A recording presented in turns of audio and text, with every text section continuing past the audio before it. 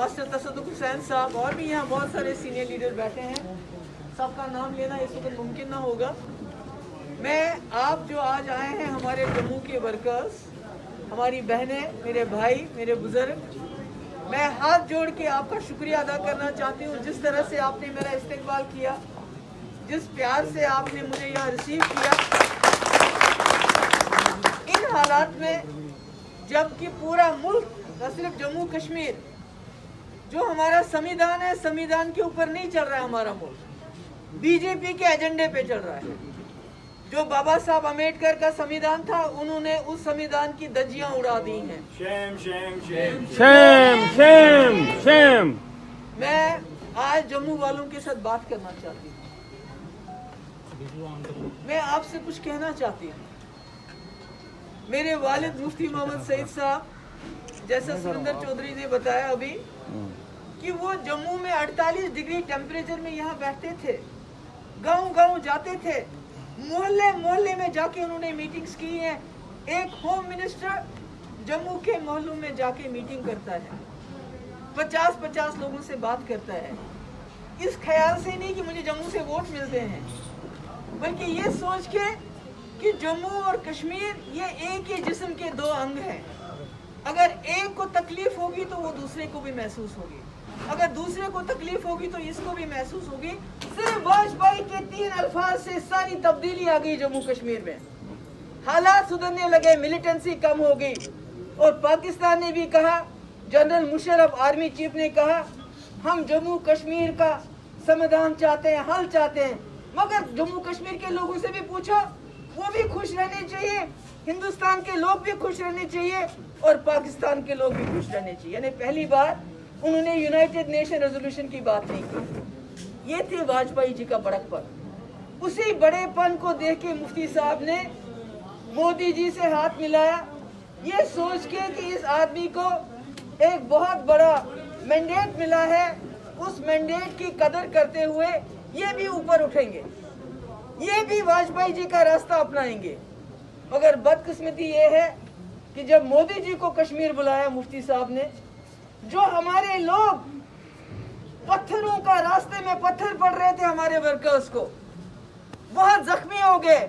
जब वो वहां पहुंचे मैदान में, तो मोदी जी ने कोई अच्छी बात नहीं की वहां जाके, वाजपेयी जी की तरह कोई बात ऐसी नहीं कही। जब हमारे वर्कर वापस चले गए तो पहले जितने पत्थर पड़े थे उसके डबल पड़े, कईयों को अस्पताल में एडमिट करना पड़ा क्योंकि बात बनी नहीं। अरे ये मुल्क जो है, मुझे याद है एक बार मैं और मेरी बहन हम गए थे उम्रा के लिए। जम्मू के लोगों को ये बात समझनी चाहिए कि इतनी बड़ी कुर्बानी मुफ्ती साहब ने दी। जिस वक्त हमने आपके वोट, आपने बीजेपी को वोट दिया, हमने आपके वोट की इज्जत की, हम कांग्रेस के साथ सरकार बना सकते थे, मगर उसमें जम्मू के लोगों की भागीदारी नहीं होती, जम्मू के लोगों के वोट की बेइज्जती होती अगर हम जम्मू के लोगों के को भागीदारी नहीं देते सरकार में। इसलिए कांग्रेस को छोड़ के, नेशनल कॉन्फ्रेंस को छोड़ के मुफ्ती साहब ने जैसे बीजेपी की आग में अपने आप को झोंक दिया जम्मू के लोगों के खातिर। ये जम्मू के लोगों को समझना चाहिए। हमने अपने वर्कर, कश्मीर में हमारे वर्कर घर से बाहर नहीं निकल पाते थे कि भाई बीजेपी के साथ चले गए, कम्युनल जमात है, ये मुसलमानों के खिलाफ है, इन्होंने बाबरी मस्जिद को गिराया है, इनके साथ नहीं जाना है। हमारे वर्कर घर से बाहर नहीं निकल पाते थे, पर मुफ्ती साहब ने कहा मैंने जम्मू और कश्मीर को इकट्ठा रखना है, मैंने इसको संभालना है, इसलिए जम्मू के वोट की मुझे इज्जत करनी है, उस जम्मू के वोट की जिन्होंने आरएसपुरा से मुझे तब जिताया जब कश्मीर में मुझे वोट नहीं मिला। और दूसरी वजह ये थी बीजेपी के साथ जाने की कि हमने सोचा अटल बिहारी वाजपेयी भी इसी परिवार के हिस्से थे, मगर जब कोई इंसान को ऊपर वाला इज्जत देता है, इतनी गुर्बत कि हम बांग्लादेश से भी पीछे चले गए। आपने देखा कि जब माइग्रेंट्स बेचारे, जब लॉकडाउन हुआ, लॉकडाउन भी कैसे हुआ, ऐसा लॉकडाउन मैंने नहीं देखा। अरे गरीब मुल्क है, जिस दिन आपने कहा थाली बजाओ, उसी दिन आपको ऐलान करना चाहिए था 7 दिन के बाद मैं लॉकडाउन करने वाला हूँ। ताकि जो गरीब था, मजदूर था, कहीं था, वो अपने घर पहुंच जाता। अरे अगर खुदा ना खास्ता जैसा इन्हीं के लीडर ने कहा कि अगर कोई जानवर भी गाड़ी के नीचे आता है तो दुख होता है, मगर हमारे भाई बिहार के, यूपी के, पता नहीं कौन कौन से इलाकों, हजारों की तादाद में गाड़ियों के नीचे एक्सीडेंट्स में मर गए। इनके कान पे जूते नहीं रहेंगी, क्योंकि इनको पता है जब वक्त आएगा लोग हमसे हिसाब मांगेंगे, हम बोलेंगे 370 जम्मू कश्मीर में जमीन खरीदो। अरे बाबा पहले 2 वक्त की रोटी तो दो इनको, पहले इनको घर के ऊपर, सर के ऊपर छत तो दो, उसके बाद इनको बोलो जम्मू कश्मीर में जमीन खरीदो। 370 किसने दिया था? महाराजा हरि सिंह ने दिया था हमें। क्यों दिया था? डोगरों की आन बान शान को बचाने के लिए। उनको लगता था पंजाब से, अब दूसरे रियासतों से यहाँ लोग आएंगे जो डोगरे हैं, उनकी तादाद जो है, उनकी शिनाख्त खत्म हो जाएगी, इसलिए दिया था। मगर इन्होंने सब कुछ खत्म किया। इस मुल्क, बाबा अम्बेडकर के संविधान ने हमें ये संविधान दिया है, जिसकी मैंने कसम खाई है, सुरेंद्र चौधरी ने कसम खाई है कि हम इसका दिफा करेंगे।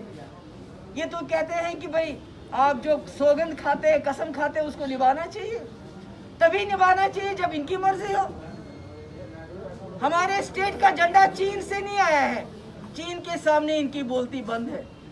चीन 1000 स्क्वायर किलोमीटर हमारा लेके गया है, उन्होंने हमारे 20 जवान शहीद किए, मगर देखिए जबान पे चीन का नाम तो आए, कभी नहीं आता है, कभी नहीं आता है। चीन वहां बिल्डिंग्स बना रहा है, बैरक्स बना रहा है, परमानेंट बैरक्स बना रहा है, मगर कोई इनका मिनिस्टर जबान पे चीन का नाम नहीं लेता। बल्कि 8वां राउंड आज बातचीत का चल रहा है चीन के साथ। अरे आप चीन के साथ बात करते हो, जम्मू कश्मीर जिन लोगों के ऊपर आपने मुसीबत डाल दी है, जिनको आपने कहीं का नहीं रखा, जिनकी आपने आइडेंटिटी, शिनाख्त छीनी कश्मीरियों से, डोगरों से, उनके साथ बात करने में शर्म आती है।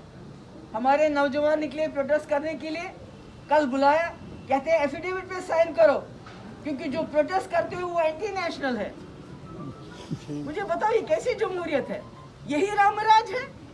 इसी रामराज की बात करते हैं?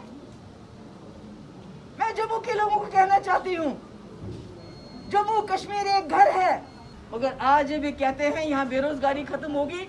तो मुझे बताइए, जब आप बाहर की आज में देख रही थी, हरियाणा ने भी एक कानून पास किया है, वहाँ की नौकरियाँ जो है 75% वहाँ के लोगों के लिए, इसी तरह मध्य प्रदेश में। तो यहाँ तो ऑलरेडी हमारे पास वो कानून था।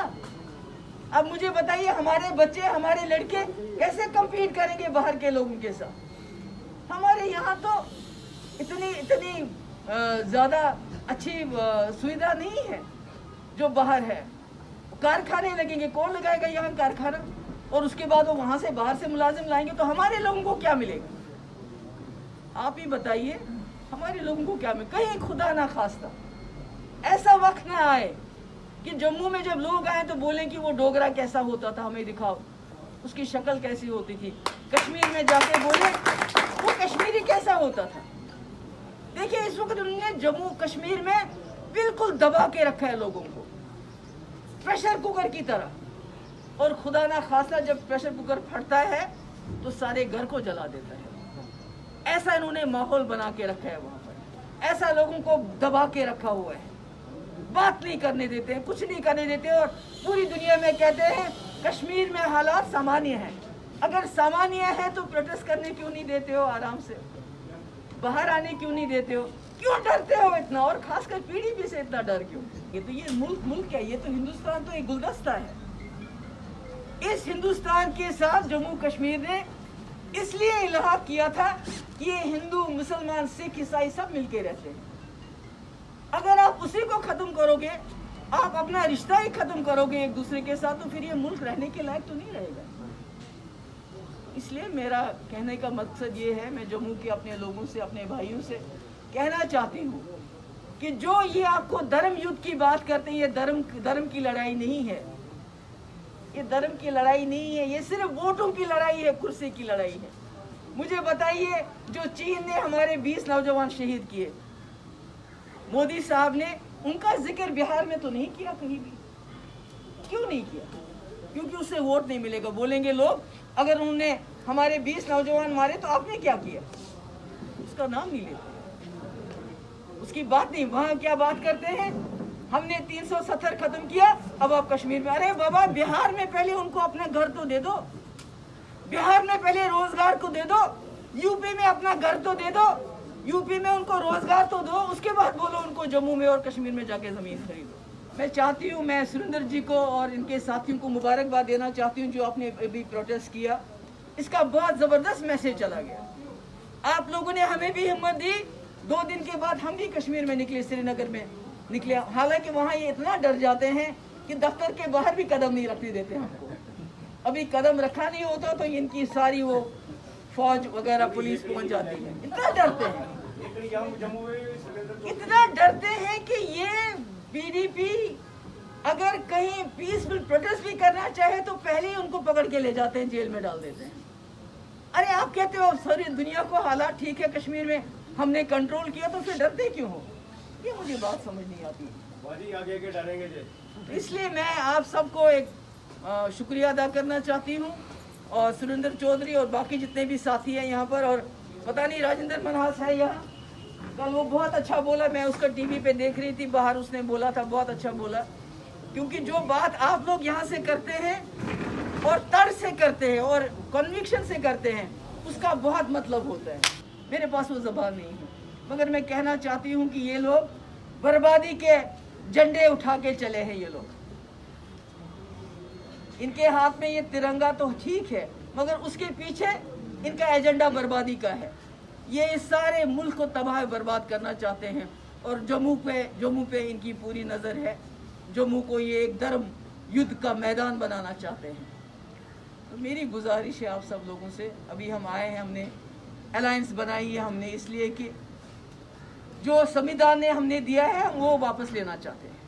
हम कोई नई चीज़, कोई चीन से, चाइना से या किसी और मुल्क से कोई चीज़ नहीं आई हुई है, तो हम उसको वापस हासिल करने के लिए मैं हूँ। नेशनल कॉन्फ्रेंस से फारूक साहब को कहते हैं एंटी नेशनल कम्युनल। अरे फारूक साहब से सेक्युलर तो कोई है ही नहीं इस वक्त, जो हिंदू मुसलमान सिख को इकट्ठा चलाते हैं, उनको भी, उनके खिलाफ भी, उनके भी पुतले जला दो जी। उन्होंने कहा कि भाई चीन ये करेगा। अरे भैया, आपको ये जोर आजमाना है तो चीन को दिखाओ ना।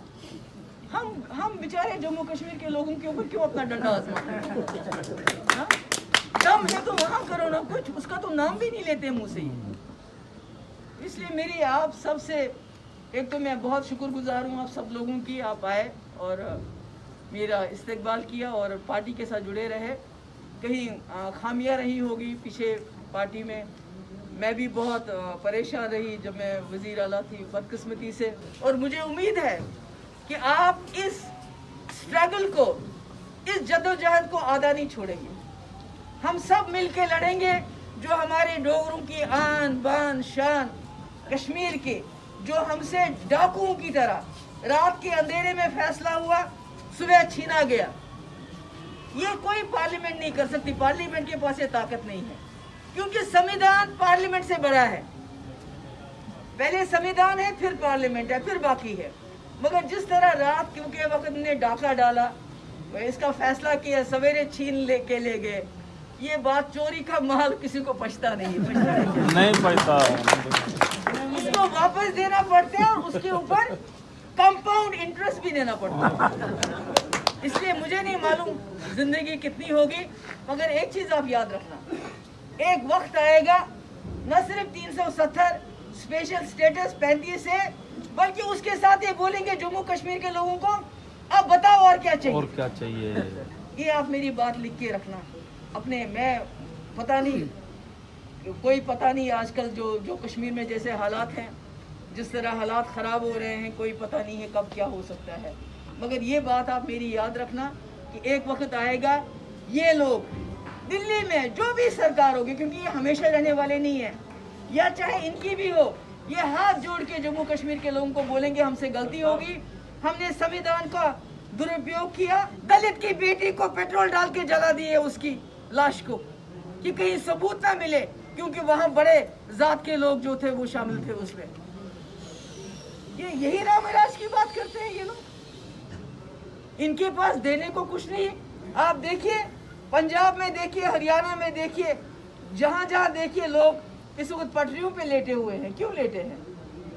क्योंकि जमीन, किसान के पास क्या है? किसान खुदकुशी करता है, उसके पास खाने को इस वक्त वो अन्नदाता है, मगर उसका अन्न कोई खरीदता नहीं है।